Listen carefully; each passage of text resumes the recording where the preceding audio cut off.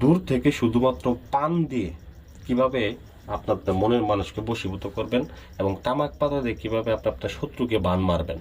তো সেই এক বিদ্যা আপনাদেরকে দিতেছি। এই বিদ্যার মাধ্যমে শত্রুকে বানও মারতে পারবেন এবং কি মনের মানুষকে কাছেও আনতে পারবেন।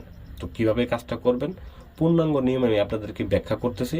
আপনারা ব্যাখ্যাটা অবশ্যই মনোযোগ সহকারে শুনবেন। যদি ব্যাখ্যা শুনতে পারেন তবে সেক্ষেত্রে কাজ করতে পারবেন, আর যদি ব্যাখ্যা না বুঝেন সেক্ষেত্রে স্ক্রিনের নাম্বার দেওয়া আছে, যোগাযোগ করে আপনার পরামর্শ নিতে পারেন। তো যাই হোক, চলে যাচ্ছি কাজের কথায়। প্রথমত বলি, বিশ্বাসে মিলাই বস্তু তর্কে বহুদূর। অনেক জায়গায় কাজ করার পরে কবিরাজি জিনিসের উপরে বিশ্বাস উঠে যায়, কাজ করতে মন চায় না।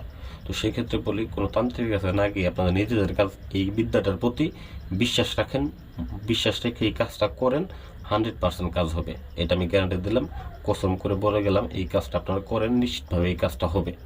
তো কেমনে কাজটা করবেন সেটার জন্য আপনাদেরকে বশীকরণ কাজ যদি করেন সেটা আগে ব্যাখ্যা করি। তো বশীকরণ কাজের ক্ষেত্রে আপনাকে প্রথমত এই যে নকশাটা দেখতেছেন, এই নকশাটা দুইটা পানের উপর অঙ্কন করতে হবে। দুইটা পান নেবেন, সাধারণ পান নিয়ে সেই পানের উপরে এই নকশাটাকে অঙ্কন করবেন।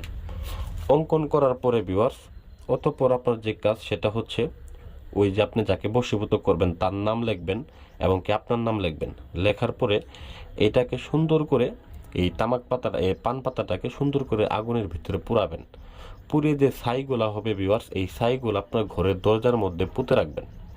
এভাবে আপনার 7টা দিন পান পুরাবেন, নকশা অঙ্কন করবেন এবং কি নকশার ভিতরে আপনার মনের মানুষের নাম লিখবেন, আপনার নাম লিখবেন, তার মায়ের নাম, আপনার নাম লিখে, আপনার বাবার নাম লিখে তারপর এটাকে পুরাবেন। পুড়িয়ে এই ছাইগুলাকে আপনার ঘরের দরজার সামনে পুঁতে রাখবেন 7 দিন।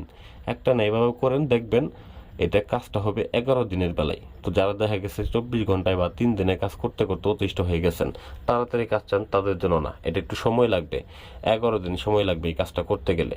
অতঃপর ভিউয়ার্স, এটাকে যদি আপনি বান মারতে চান সেক্ষেত্রে কি করবেন, সেক্ষেত্রে তামাক পাতার উপরে এই নকশাটাকে অঙ্কন করবেন। তো আমি আরেকটা কথা বলে নিই, এটা কিভাবে অঙ্কন করবেন, কি দিয়ে অঙ্কন করবেন। অবশ্যই এটাকে আপনারা চুন দ্বারা অঙ্কন করবেন। তবে চুনের সঙ্গে আপনাকে কিছু জিনিস মিশ্রিত করতে হবে, সেটা হচ্ছে আপনাদের কাম সিঁদুর মিশ্রিত করতে হবে। তো কাম সিঁদুর এবং কি চুন একত্র করে ওইটা দিয়ে আপনারা এই নকশাটাকে অঙ্কন করবেন এবং কি আপনার শত্রুর নামটা লিখবেন। যদি আপনি পান পাতার মধ্যে অঙ্কন করেন সেক্ষেত্রে আপনার বান্ধবীর নাম লিখবেন। আবার যদি আপনি তামাক পাতার মধ্যে অঙ্কন করেন সেক্ষেত্রে আপনার শত্রুর নাম লিখবেন। লিখে সেই তামাক পাতাটা আপনারা পুরাবেন, একটানা 7 দিন পুরাবেন। এবং কি বশীকরণের ক্ষেত্রে আপনার দরজার মধ্যে পুঁতেছিলেন, এখন বান মারার ক্ষেত্রে এটাকে আপনাকে যাইতে হবে কবরস্থানে সেই ছাইগুলাকে পুঁতে দিতে হবে। তবে অবশ্যই যখন তামাক পাতার মধ্যে অঙ্কন করবেন নকশাটা, ওই সময় শত্রুর নামটা, শত্রুর ঠিকানাটা, শত্রুর বাবা মার নামটা সুন্দর করে লিখে দিতে হবে। তো এখানে নাম যদি ভুল করেন তাহলে কাজ হবে না। তবে এটাকে সিম্পল মনে হলেও এই কাজটা আসলে অনেক কার্যকরী এবং অনেক পাওয়ারফুল একটা কাজ। এই কাজটা মিস হবার না, আমি অনেকবার করেছি, ফলাফল পেয়েছি, আপনাদেরকে দিতেছি। তো বলবেন যে ভাই এরকম ফলাফল আসলে কি পাওয়া যাবে? হ্যাঁ, অবশ্যই পাবেন আপনারা। এটার প্রতি বিশ্বাস রেখে, মনে একটা শক্তি বল রেখে তারপরে কাজ করেন। নিজের শক্তি সব থেকে বড় শক্তি। আপনার যদি এটার উপরে বিশ্বাস করে করেন দেখবেন অবশ্যই আপনার কাজ হয়ে যাবে। আর যদি বিশ্বাস না থাকে তাহলে এটাকে করতে যাবেন না। এখনই অন্য আরেকটা ভিডিও চলে যান, অন্য আরেক কবিরাজের ভিডিও দেখেন, আমার ভিডিও ভাই দেখেন না।